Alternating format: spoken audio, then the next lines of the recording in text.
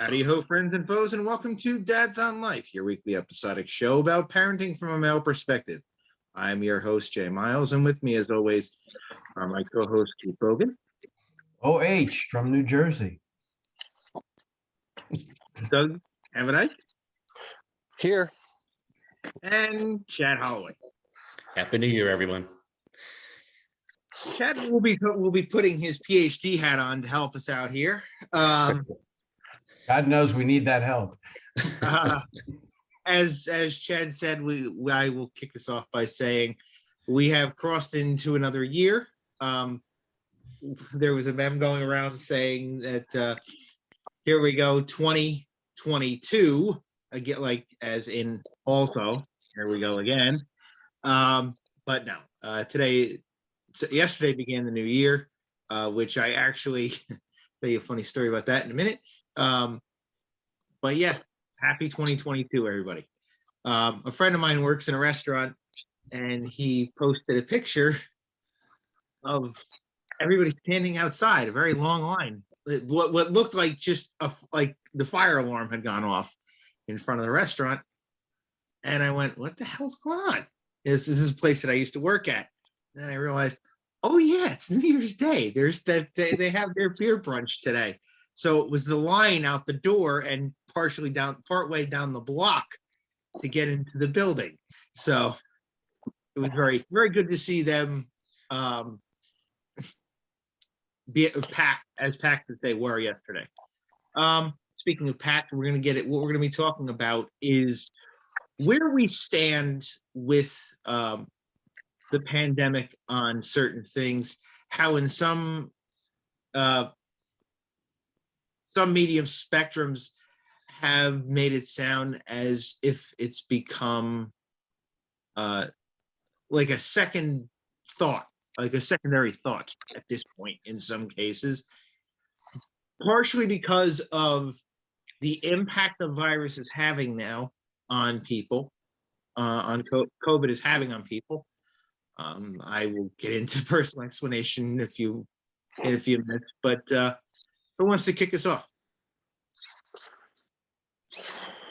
I'll be more than happy to jump on that, and that in the sense that I don't think for me personally that I'm treating it as an afterthought or a second thought, but I've made a conscious decision to do more things, but with triple vaxxed people. So I have a circle of friends I know, like me, who's double vaxxed with the booster and all that. And I have some friends who have different beliefs than I do and have not received vaccinations. And I continue to keep them on video, the latter group on video. But I think that, I've talked about how I have a very immunocompromised brother on our calls before, who I visit periodically out in Denver. And when I get close to my next trip, I think when I get within like 2 weeks of my next trip, I'm going to clam up entirely and I'm not going to leave the house. And, I'll prepare for the trip by making sure that I haven't seen anyone. So to me, the pandemic is still very much alive, but I'm treating it differently when I'm not risking anybody else, if you will. A couple of you guys on the call have gotten this recently, and you know that as long as you're vaccinated, the effects seem to be very mild. We're very cautious around our kids. Yeah, it's funny. I have Justin home now, and I'm watching him every day. If he sneezes, it's still like that famous thing in the beginning of the pandemic where if somebody sneezed, everybody scatters like rats, and that stuff is still happening, especially in public. You get these sideways looks, and people want to beat you if you you dare cough or sneeze and anywhere near people. And I understand it. I think we're going to be living with that for the next 5 years or more. People are going to be reacting that way. But especially around the kids. I watch him, and he's had a couple of sneezes lately, and I'm all paranoid. Like, should I go get some tests at CVS and bring him home if I could find them? You're probably not going to. Yeah, well, that's the thing is, in fact, I've been talking to some of our mutual friends, and it's very clear that they try to keep stocks of that at home, and there's nothing left, and nobody has them. I know the current administration has promised the release of a tremendous amount of them next month. Well, I guess it's this month, later this month, but it's not there yet, clearly. So. Yeah. Right I was now, just if I have a sneeze, it's what if I have it? I'm technically not going anywhere unless I have to go fetch Jeremy from Ohio, which is imminently possible, but stay in the car. I'm not going to go see him. I guess my big concern would be he's for the benefit of our viewers, he just marched in the Rose Bowl parade and then went to a stadium with over 100,000 people in it for the Rose Bowl. And today he's performing at Disneyland. So he's probably going to be exposed to some other people. Just a guess there. So heaven knows what he's going to bring home. So my efforts to be mostly a hermit, but see triple vax people, there's only so much you can control.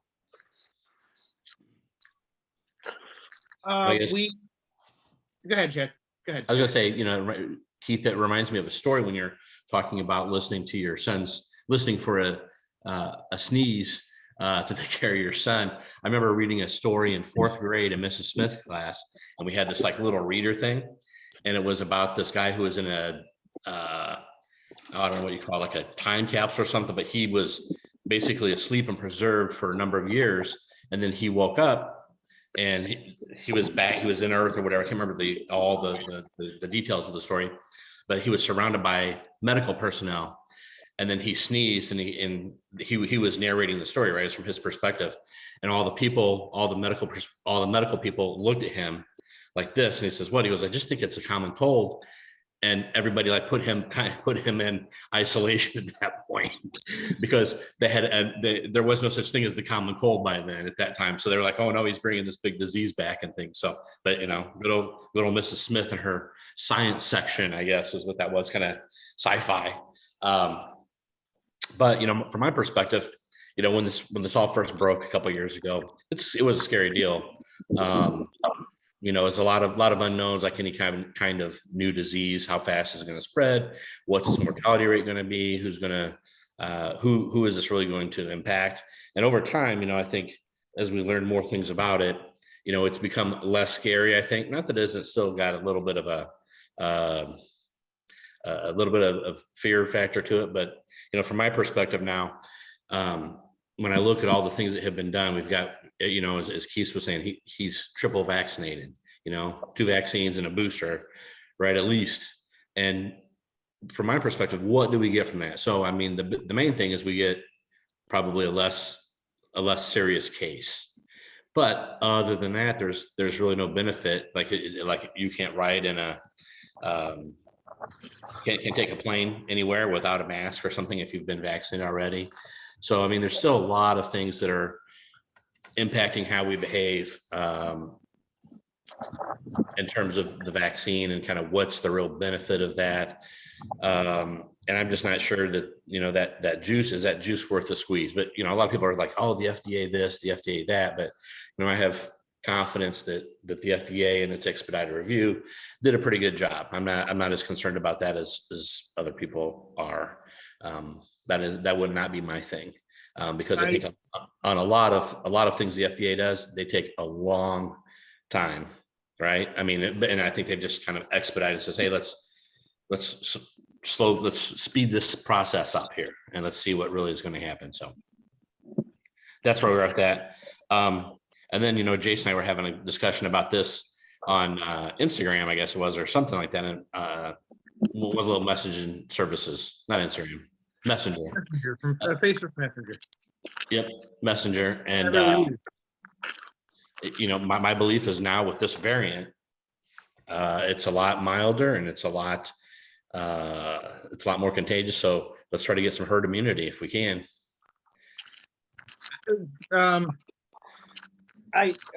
Keith brought up a point, and I mentioned this to you, Chad, and I do agree with you. It's not going to be as easy as you think it is, because you have people that are, as Keith said, immediately started shutting themselves in again when the numbers started to spike again.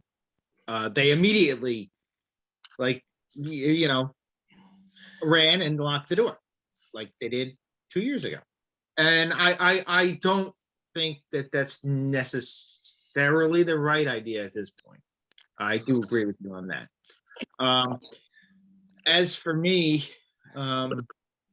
prospectively, I mean, like I said, we watched how just 6 months ago, less than 6 months ago, how horrifically this impacted my family with what it did to my aunt and my uncle. And then later my cousin and her husband got it. The impact on them obviously was different. So it's been a process. I will say that right before Christmas, my wife and younger daughter came down with it. Like I said, we don't know what variant, and I'll get into that whole thing in a second. My wife and daughter came down with it right before Christmas. I got it, although I've tested negative twice. Got it the middle of last week, and for my daughter and I, it lasted, really a day or two, and it didn't put us down at all. Like there's people that it puts down for a while.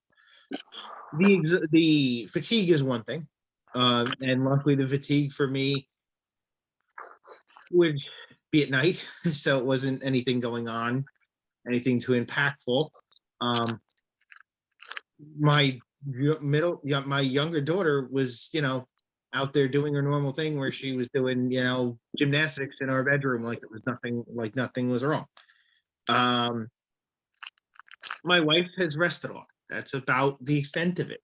And then was up till about 4 o'clock in the morning just because she couldn't fall asleep on New Year's Eve.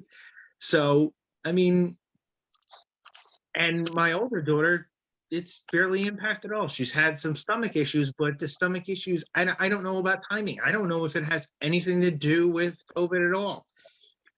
It may not have had much of an impact on her at all. If it has, it's been very, very little. She barely sleeps as it is. They were up till 2 o'clock in the morning on New Year's Eve. New Year's Day, technically. I've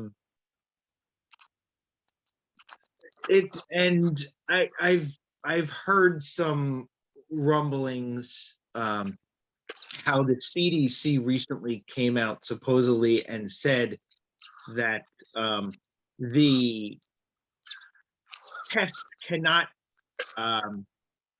differ between a cold, the flu, and COVID. That is 100% not true. Yes, the CDC is recalling some tests, but not because it can't tell the difference between a cold, the flu, and COVID. That's one of the rumors that's being spread, that the test or can't even tell if you have COVID. It's 100% not true. It just, can they tell what variant you have? No, nope. The tests don't tell that. You can make some assumptions by what your predominant symptoms are of what variant you may have. But the tests don't tell. You have to do a genetic sequencing test and to figure out what, and it's not an easy process. By the time you get it done and get it's gone. In some cases, it's gone already. So in most cases, it's gone. It seems like if it's putting an effect on you, it's a week, maybe now. My niece and my sister also had it. My brother-in-law and my other niece didn't. It's at times it's a crapshoot of who gets it and who doesn't in a house. Like I said, for us, it was the four of us, and to an extent, I mean, I in the AA meetings, which actually a couple of weeks ago now, there was a text that came out that one of my friends that I was close to had it, and that started getting me worrying about it and thinking about it. And I didn't, and I was in close contact with the guy. I get it from him. I got it from Sadie. Sadie was the one that really, Sadie and Elise, well, probably Sadie is the one that we all got it from. So, and what are you going to do? The only thing I will say is it's, we've been in this house for a week and a half. The girls are ready to kill each other, but that's normal. I was gonna say, I'm surprised it hasn't happened yet. Yeah, No, and Delana and I are going out today. This will be the first time that Delana's been out of the house in over a week. Probably since we got a week since we got tested on Sunday to go see Spider-Man. So knowing your lovely wife, I'm surprised she lets you be in there 10 minutes without shooting you. That's okay. what'd you say? I said, knowing your lovely wife, I'm surprised she lets you be in there for 10 minutes without shooting you. Fuck you. Under normal circumstances. Fuck you.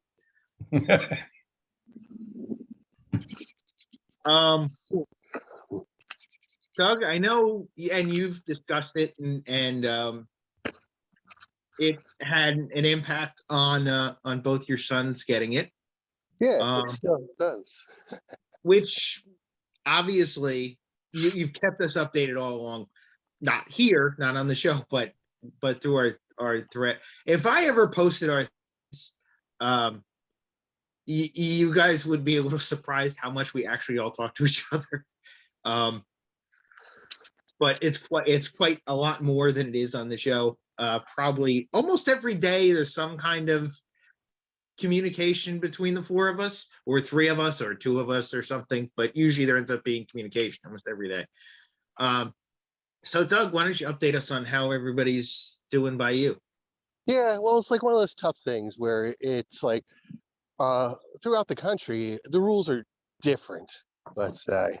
So it's very confusing. So my wife got us tickets to go see David Byrne, and looking at the New York guidelines for going to see a play, you have to follow the New York guidelines. So the New York guidelines changed on December 27th, I'm going to say, which is our show date. And everybody has to be double vaxxed. So Colin's not. So they're like, if you're not double vaxxed, then you can be single vaxxed and get one of those tests done within 6 hours of the show. And I was like, what? They're like, or if you go to a doctor, you could get one within 72 hours of the show. So we tried that, but of course, even here in the Valley, it's like backed up. They're like, yeah, we're not getting you a test back that quick.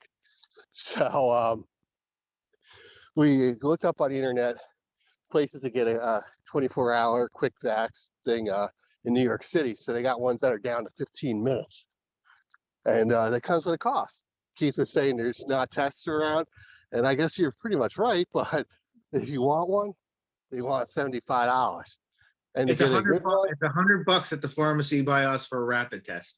And Yeah, it's been $100 since the pandemic started. Yeah, we paid $150. So but going to New York City, it's like one of those things where you come out of the train station and everybody has masks. We took the train from New Brunswick, New Jersey, into the city. And it just like was like one of those like Mad Max things where it's just like, your pretzel vendor and stuff like that, and just lines of people waiting on the streets for testing. I mean, we couldn't go a block without seeing a testing site and lines of people. It was like crazy. Go ahead. Yeah, no, go ahead. I'll tell my thing in a second. Go ahead. Oh, well, also the pandemic also affected the show. David Byrne put out a whole thing saying that because of COVID, half the people that were supposed to be in the show have COVID and they can't perform. So he came up with a quick, different version of the concert to actually put on some sort of a show. And as well as they had no coat check, no bar open, no anything, like everything was just like shut up. But yeah, we did go into Times Square and stuff like that, and it was just like wall to wall matting people. I would say at least 90 something, 98% of them everybody had masks on and all that stuff, but it was just like overwhelmingly like wall to wall people. So, and most of the stores, like to get in them, there was a wait to get into like Disney and FAO Schwartz and stuff like that. So you have to show your IDs to eat in a restaurant. So we had to pull out our Vax cards, just to get pizza. But so it's basically it's tough because it's also like now it's just become an inconvenience to a lot of people. They see, because of the initially, like, all the symptoms are pretty mild. Our boys had it pretty mildly. We were more concerned that not to get somebody else sick and not, staying home and wearing masks, Right. for a while. And still now, it's like the kids, Brandon had like a stomach flu the other night, and it was not nice. And right away, our first thing is like, is this COVID again? Can he get it already?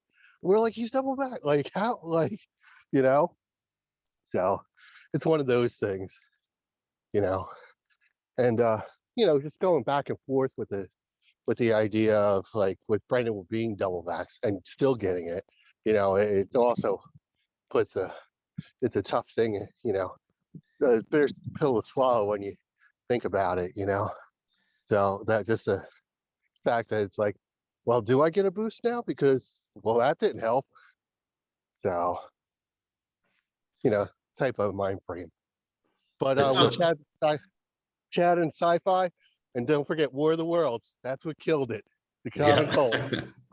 I'll say, I will say, honestly, my symptoms, not symptoms, the effects of the second vaccine were worse than actually having it. So that should tell you something about the booster. I do think the vaccines are doing what they're supposed to do, what they said they would do. Because like I said, like the effects of the second shot were worse than actually having it for me. And something's got to be going right, if that's the case. Now, we also were in New York the beginning of December instead of the end of December. We went to see Harry Potter, which was right down the walkway from David Byrne, I believe. Sure. And their entire show was shut down also because of an outbreak. So that maybe there was some, collusion there. I don't know. Anyway, yeah. You had same things. You had to go show your vaccine cards to get into restaurants and all that stuff. You even had to show your vaccine card to get into the store of the Hard Rock because of proximity to the actual restaurant. So just to walk around the store, you had to show your vaccine cards. But luckily, just right before we saw it, the girls were vaccinated a week before it. And Times Square was a madhouse as usual. But we were able to walk around. They got to see the ball, although it was down, obviously, from last year still. They don't set it up until about a week before. And there's been some changes to the school policies in town here, which I'll get. I will actually mute myself for a minute and get them all straight before I tell you exactly what it is. But one of them is in the long run with the girls having it, there's a 90-day window that they will not have to quarantine during. Should one of their classmates get it.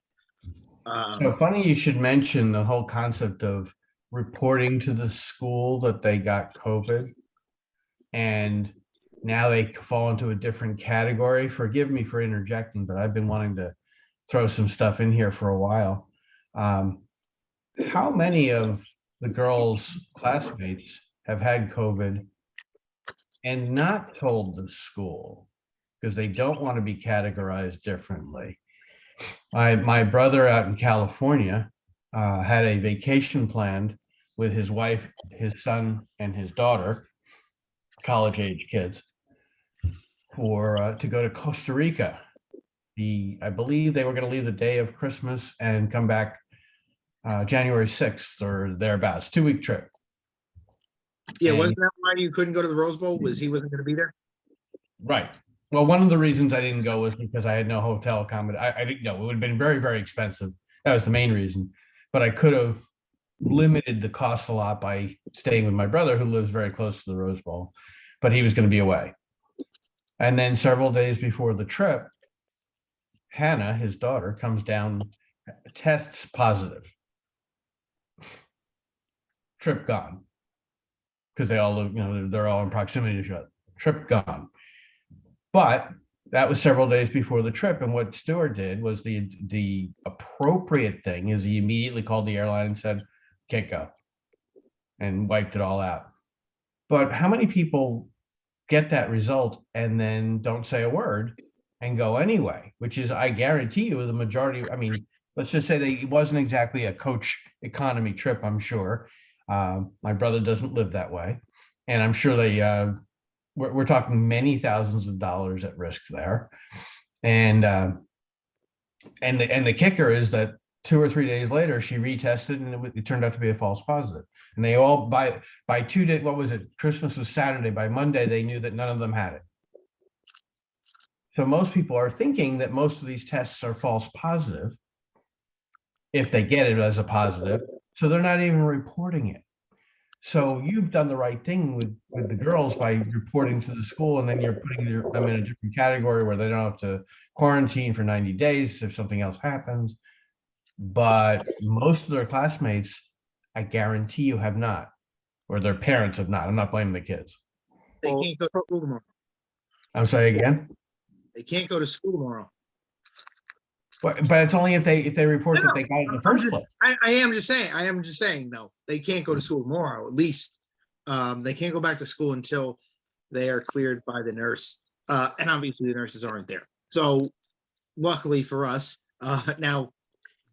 unfortunately, well, not unfortunately, but it just so happens that this is a little bit of bad timing because Elise starts the new job in Flemington.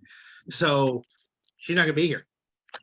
Fortunately, her father has been out of work he's retired, technically. So the girls will be with him. They're, out of the window of COVID. They're both okay. They quarantined for well over a week at this point. So, they're going to go hang out with him.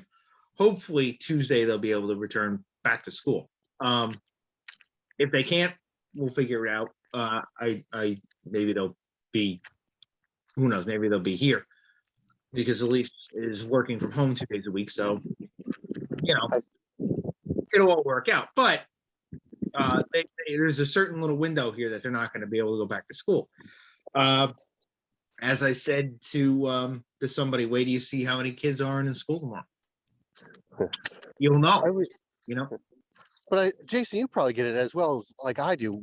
I get an email nearly daily that talks about how many kids have contracted COVID and which classes and stuff. They don't give names, obviously, but No. it's nearly daily. So I think the parents are telling, and I know There is a lot. we had nearly the bag of shame when we got when Colin got COVID, because we had to call up a lot of parents and say, hey, Colin just tested positive. We just wanted to let you know Colin was around your kid on blah, blah, blah, and we're really sorry. And we hope that it's not anything, but we just wanted to let you know. And that was one of those things where, we just felt that it was the right thing to do, to call each of the parents. Now, as to what Keith is saying, as adults, I could see that being, really a thing here. But we generally think we know probably where they got it. We believe it was from a friend at jiu-jitsu. I'm not going to say who it was because they're in the same boat. They're not, one is sicker than the other, and it's not that, but it's not that bad. So sit there and shame somebody. No, it's ridiculous. But because luckily the effects haven't been that bad. But it is kind of a little ridiculous that there are people that are just still at this point, just going, and going out and doing whatever they're doing anyway.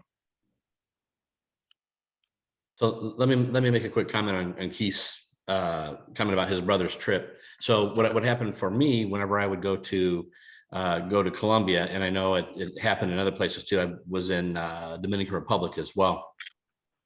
When you go there, you have to have that test within a couple days of arriving, and you have to show them that test. So it's not like I could just say, oh, I attest that I haven't been around anybody. You got to say, here's my official test. And then, they've got their safeguards in place or whatever. And the same thing when I return to the United States. So they actually are testing, and those things, of course, change. It depends on the country that you're in, but I would think that Costa Rica is probably pretty progressive and probably had something like that in place. So they would have needed to have those tests before they go. So somebody would probably get caught, right, if they're trying to pull a fast one. And then the other thing I wanted to ask Doug and Jason is, now that your children have had it, does that give you any confidence going forward or make you feel better in any way, or no? Are you still just as worried as you were before? No, because my brother's family wound up getting it again. So, I mean, Okay. then what do you say, So we're just as worried, now as we were before, because there's that chance that you can get it again, no? Right. Confident? No. Relieved. Relieved because it wasn't. Well, It could have been a hell of a lot worse than it was. yeah. Mhm. For in my aspect, I hope that it's not we have to get a booster every year. Because I mean, some of the effects of these things may eventually just become ridiculous and horrific, and you don't want to keep doing it every 6 months to a year. I hope we get to the point that it becomes, take 2 of these, you'll be fine in a couple of days. Aren't we there? Like the already? flu, like Tamiflu. Keith has no idea what the hell I'm talking about, but Well- like Tamiflu is for the flu. I Oh, hope that's what it's they've already approved and started selling something from Pfizer, I think, or Yeah. Merck, I forget which, that is, if you get the symptoms, take these and you're fine. They were working on it. Yes, I hadn't seen that it was approved, but they said they were getting very close to it. And that was like 2 months ago. So yeah, I assume that it's coming. Or if it's not out, when it gets out, it will be out in mass very shortly, I'm sure. And there will be the people who will, we're gonna have to hear the whole thing again about, like we did with the vaccines. And it probably will be proven that in some cases it doesn't work, but in most cases it does. Like vaccines may or may not be. I mean, but I do want to bring up something that I mentioned before we went on. Here we are talking about people who just kind of go and do whatever they want. Just earlier this morning, I saw something where Governor DeSantis, who is basically the champion of whatever you want to call the anti-vaxxer, movement, the governor of Florida, Ron DeSantis, who took his wife for a cancer treatment. Now, it could have been, radiation and not chemo. I don't know exactly, but she's having cancer treatments, and then they're out at a very large prayer function, Christian concert type thing, where she's surrounded by thousands of people, while she's obviously possibly compromised, and there she is out there hanging out. That's kind of, to me, that's a little bit counterproductive. I don't know, maybe I'm wrong, but it really makes me question some people's judgment. It all depends on who you follow, and I know a number of people who religiously believe that whatever Governor DeSantis or his hero do is perfectly fine, no matter, they could walk down Broadway and shoot people and they'd be perfectly fine because they're gods in in their eyes of the people. Us rational people, on the other hand, might think that there's something not quite appropriate with what they're doing, but we're not going to go down that road because this is not a political show.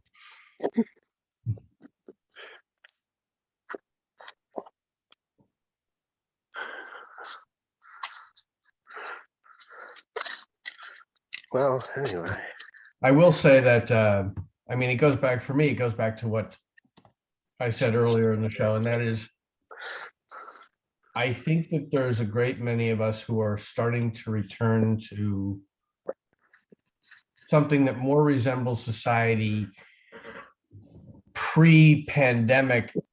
I don't think we're going to be there for years. If you recall, each of us has at one time or another walked through the streets of New York City. And every now and then you'll see something over the years that we always thought was different and we didn't quite get it. And that would be someone who was clearly from the Far East wearing a mask. We've seen that our whole lives. And we've always, not having experienced anything, we've always wondered. But in fact, there have been smaller pandemics in Asian countries. And those people have been conditioned to almost always wear masks, especially in large groups of people. They've lived the life their whole lives, or for decades at least, that we're now living. So I think that we're going to see some people on our streets for the rest of our lives here in the United States taking precautions that they would not have previously taken. This may fade away. We're now, and my older son pointed this out yesterday, we're now matching the pandemic of a century ago. And we're in our, if you do the statistics right, we're in the fourth wave. The fourth wave a century ago was the one that was much more contagious, but much less deadly, just like Omicron is. And it's almost as if you follow the pattern, we're right near the end of what you would categorize as a pandemic, right near being 6 months or so. And that, once it fades away, the scars will be there, both physical and emotional. But the emotional ones will keep some people practicing those safe habits, and most people will just go back to whatever life was. And by the way, I have no idea where I'm going to fall in that. I don't know. As long as my brother is with us, the one that's sick with cancer, the times that I, think I'm going to be going to Denver, I'll probably be more cautious for the rest of my life, for the rest of his life. And he's not the only one. I'm the senior citizen in this group. I'm the old guy in this group compared to you guys. So I have the most older friends. I have the most friends who are potentially immunocompromised. A good friend of mine who Jason knows, has met personally, was here yesterday watching football with me. He's had liver and double kidney transplants. My friend Brian, you've met him. Yeah, I remember Brian. Good guy. Yeah. So he sat here for 6-7 hours yesterday, and when he walked in, he wore a mask. But Brian's he definitely has gotten to the point where he probably feels he should have been gone 20 years ago. So whatever. So when he's with me, it was just me, and then eventually Justin and Kate were hanging on the other couch, and we're all triple vaxxed. So he tends to be less cautious about it now. He had. Here's a great story for you. On March 11th, 2020, I returned from a business trip with my boss from Rhode Island, got off the train in New York City. And before I went home that afternoon, I had lunch with Brian. Now, as I said, Brian when he was in high school, he had a liver transplant. And then 5 years ago, roughly, it finally went. And it almost took out the rest of his body, and he had to have a liver transplant again, end up both kidneys. But he survived. March 11th, we had lunch together, and a couple of days later, he was in the hospital and he had severe COVID. he was in the hospital for weeks. He was one of those guys on the respirator. He was one of those guys who should have easily died. He's so immunocompromised. Mhm. I never got it. At least I didn't get it then. Who knows if I've gotten it since, but I've never tested for it. He's one of those walking miracles. They were sure he was going to die. We were sure we would never see him again. His wife was calling us with these horrible updates that it was over. And yet here he is. So he's had it. So maybe he has immunities, although that was almost 2 years ago. So the original bout with it, I'm sure he doesn't have immunities from, but he's triple vaxxed. It's interesting. I say how I'm going to be much more careful with David, my brother, because of his condition. You'd think I'd behave the same way around Brian, but I know how Brian feels. He's like, we're just gonna live, and whatever happens, happens. And I respect that. So I'm not going to sit there and hide behind a wall and we sat together. We were, sitting, in the recliners, hanging out. I was glad to see him in July at your house. Yep. So Yep, he gets here every now and then. Thank you for reminding me, because he and I were struggling. When did we see each other last? It felt like it had been. the last quite time I some saw time. him was July, and I usually see him every function. We haven't had one in a while, but yeah, he was there in July. I wonder why. My own networking group, we were all poised to go back to in-person events in January, and one by one, the ones that said they were going to do January in person have said, hold. So we're still, as a society, well, at least the circle of people I run with, we're not there yet. And I think I noticed a distinct pattern that those people who have kids are more likely to pull their horns in and be cautious. My single friends are a little bit more laissez-faire, if you will. And I do still have quite a number of single friends. It's quite amazing. There are friends that don't have kids.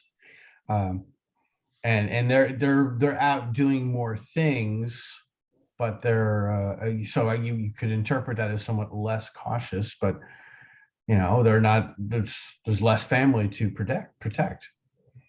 I hope that unfortunately, I have a number of people in my circle who have relatives or connections or whatever who are older and compromised and what have you. So I guess I'm going to probably be fairly cautious regardless. I don't hang in large groups of people. Jason, what have I seen you twice in the last 2 years? I mean, come on. In person, literally, if we think about it, 2 or 3 times since the pandemic started, and we live, 20 minutes apart. I think great. Yeah. Great. Because there was the concert thing that we went to at Woodbridge Mall. Which was an outdoor concert where we sat in the cars, right? Right. That was what I was talking about. I forgot that was during the pandemic. Jeez. Yeah, that was August. I feel like it was so years ago. Good Lord. July. And then maybe there was another time in there somewhere. So maybe he came over for dinner another time before. I don't know. I don't remember. Yes, I did that once. Yes. And then that was in October. Mhm. Last time I saw you was October. Halloween was the last time I saw you. Jason uses the excuse of the pandemic, but he really just doesn't want to, hang out with me, which I totally get. So he's That's cool. bullshit. I honestly, I would have come over and watched. I would have come over and watched football with you if I knew that I was feeling the way I was gonna feel yesterday. I would have come over, but Well, hey, next Monday night we're going to be watching the championship game, so come hang. Mondays are tough, especially with Delena's schedule now. Yeah. Delena's got wrestling 5 days a week now. Well, the game doesn't start till 9 p.m., so just want to let you know. That's when she gets out. Great timing. I was going to say, send her over and you stay home. It's okay. Tomorrow, she's got a must be at an event for the high school wrestling team. I guess it is. I think the high school team is facing somebody. And it is a must event. I said, well, what if she had, and then I guess obviously if she had COVID, she couldn't go, but she is better if she, so we'll go. Thank God. It's funny. We won't be. It's just funny. I said that we'll be watching. We ain't doing nothing next Monday. I'm going to be hermit again next Monday. The boys will be back at school. I totally forgot. So it'll be very safe here. It'll just be me.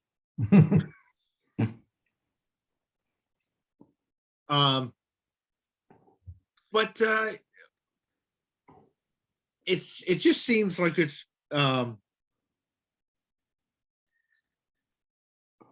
you might be right. We might be at a point where normal, the new normal really is about to come back in, because it's almost, ironically, it's almost like the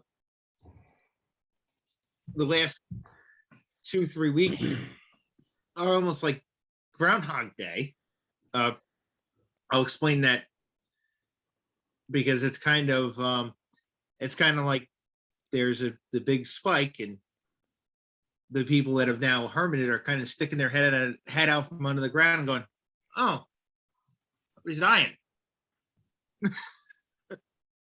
It seems like they're kind of, maybe we can go out now again. So I don't know. I hope what we are seemingly seeing here holds, and that this is the beginning where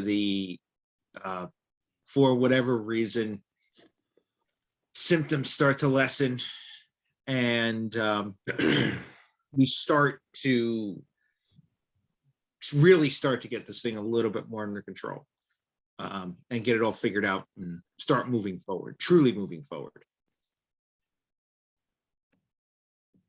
But again, we've kind of thought this before, so I guess we'll see.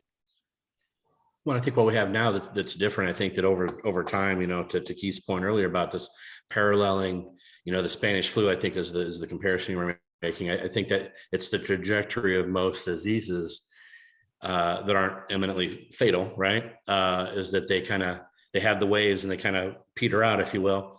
And then now what we have is we have the development of both the vaccines, and we have more and more people who are vaccinated, and we additionally have more and more people, or I should say, more and more effective treatments of this disease now, so that the mortality rate's going down as well. So, I mean, there's a lot of positive things lining up. And, I think earlier Keith was talking about some of the scars that are left. I think there's some good things that are left as well from that, from the waves, and that's immunity, right? I mean, so that's eventually what we're going to have here. And that's the important thing, because the one thing I've discovered, and that I believe anyway, is that you can't beat Mother Nature. Mother Nature will win. I mean, we can come up with all of our, we can certainly alleviate some of the things that are going on with a particular disease, or with whatever, is going on.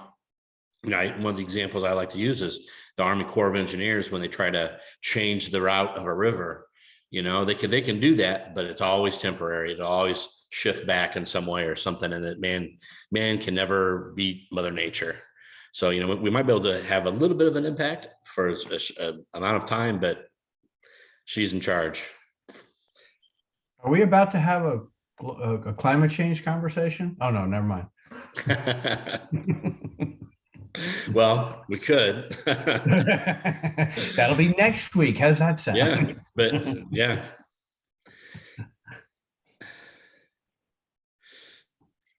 Oh no. I don't think we should go there.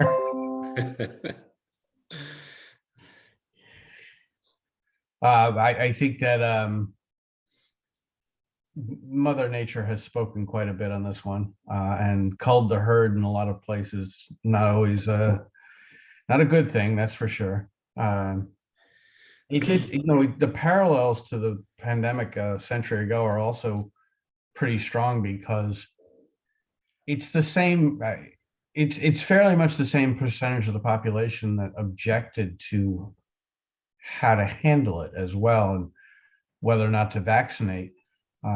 It was a little less tied to politics a century ago than it is now, but there was still a great movement of anti-vaxxers, and that's why the pandemic lasted 4 years instead of over the course of parts of 4 years, I should say, instead of being resolved earlier. And in my opinion, which has a lot of scientific basis, that this pandemic would have been 6 months or less if everyone had been in concert with each other. We heard all that stuff at the beginning of it about if we just all shut down society, like literally shut everything down, it'll all go away in 3 weeks because it'll snuff it out. That may have been a bit of an exaggeration. But- Obviously, because there are parts of Europe that didn't do it. Right, but they were reinfected by other parts of the world, not by parts of Europe. When I say shut down society, I mean literally everybody on the planet stopped moving, which is just not feasible. There's just too many people who aren't going to cooperate no matter what. There is something to be said for if literally 7 billion humans had gone and locked their doors, and for 3 weeks, could that have worked? Sure. I mean, in a vacuum, that theory works, but it doesn't really work in reality. But it could have been something that science shows we probably could have handled within 6 months if everybody, certainly after the vaccines were available, if everybody gotten vaccinated, that would have happened. But we don't even have the capacity to distribute vaccines worldwide. Or we certainly don't have, there's too much greed to do it because it doesn't happen in the poorer countries. So the poorer countries will keep reinfecting through travel the richer countries. So we're still going to have evidence stuff of this for a long time to come, just like we'll have the flu. It will become something that's handled the same way, that's for sure. We're just not quite there yet because it's much more contagious. But if you think of the hundreds of thousands of people every year that die from the flu, so now we're going to be well in excess of 1 million people who die from the two different things. And if you think in terms of what does the number 1 million represent? It represents 1 in every 330 people you know. Now there's a sobering number. We now face a life where 1 in every 330 people you know will die every year from either the flu or COVID. Wrap yourself around that for a while. I love numbers. Well, the other thing, keep talking about the underdeveloped and kind of developing nations is, in Colombia, for example, that's the one I'm most familiar with, of course. They have actually 5 vaccines there. They've got the 3 vaccines from the US, and then they've got one from Russia, and they have one from China. So the issue is that the effectiveness of those other 2 vaccines is not very good that they've had there. And then I guess my other point to that is that traditionally I would say what my view and what I saw in Colombia was that the wealthy people would travel from Colombia to Miami, get the vaccine, a US-based vaccine, and then return to Colombia. And this is kind of before everything could happen. So, and then a lot of the people who are kind of the poor people, it's difficult for them to travel unless, they're coming through the southern border, which I don't know why we would have this 100% vaccination rate and not even vaccinate all those people as they come through. I mean, to your point, that's one of the weaknesses there that I see is these people who are extremely poverty stricken and who have done everything they can to make it through, given everything they've got, versus the wealthy people from some of these developing nations. That's the big difference there that I see. Well, I think if I want to get your point understood clearly, if someone gets through the border, if they enter the United States and they cannot demonstrate vaccine status, one of 2 things should clearly happen. And I don't know whether it does or not. Either they have to prove they're vaccinated or they have to get jabbed on the spot. Or they go home.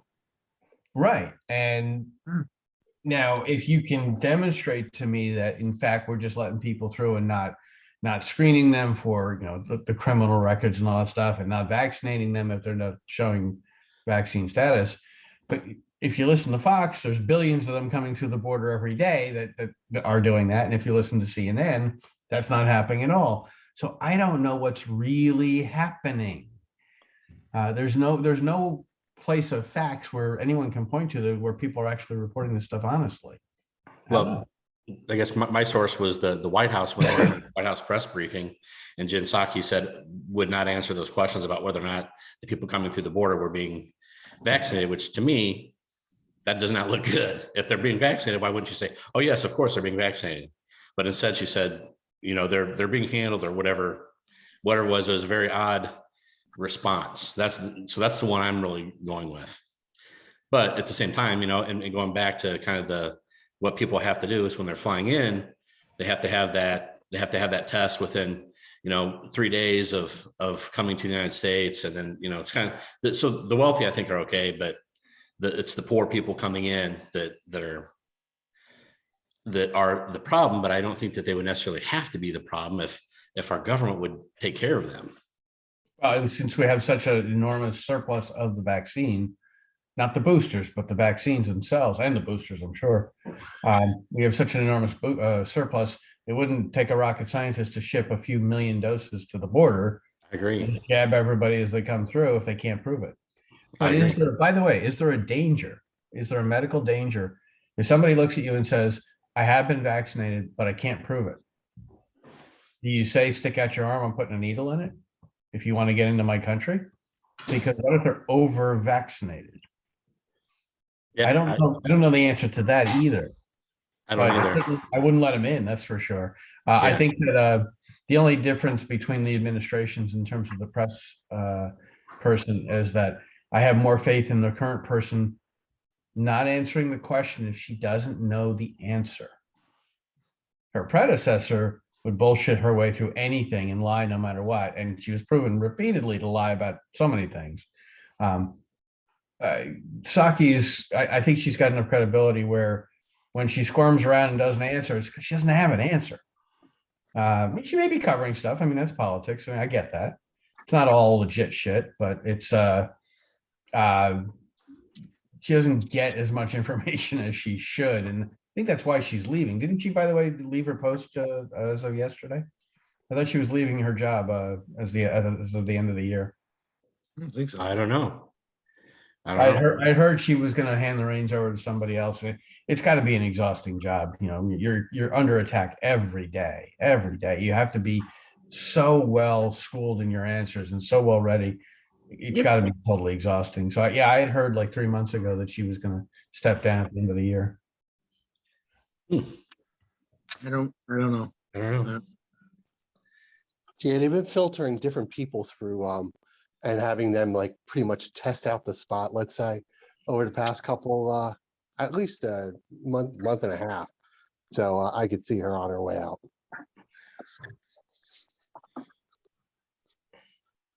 So we are actually pushing pretty close to an hour after we were saying, well, should we, do we have enough information to talk about this? And I just pretty much right before we started this said, let's open it and just see where it goes. And here we are an hour later.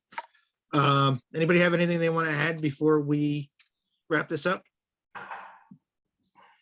Happy New Year. Spend more time with your family. Definitely trying to do that. That's for sure. Yep, I agree with Doug. And try to do the best you can in your life. Be a better person. Yeah. You don't hear people walking around saying that I'm going to be a bigger asshole than I was last year, very often. So, well, you in your case, I don't know if you can be a bigger asshole. Yeah, I was going to say, I think he's reached his potential. But my goal is always to try to exceed my expectations. So, He's reached his glass ceiling for assholedom. My goal is to always better myself, always, provide more for my friends and my family. On that note, I think that's a pretty good place to wrap this up. Once again, Happy New Year, everybody. And Good seeing you guys. Stay safe. Stay, Jason, stop getting the Rona, will you? Cut it out. And from all You of us too, here at Doug. Dad's on Mike, take care, everybody. See you guys. Have a good one. Be good. Cheers.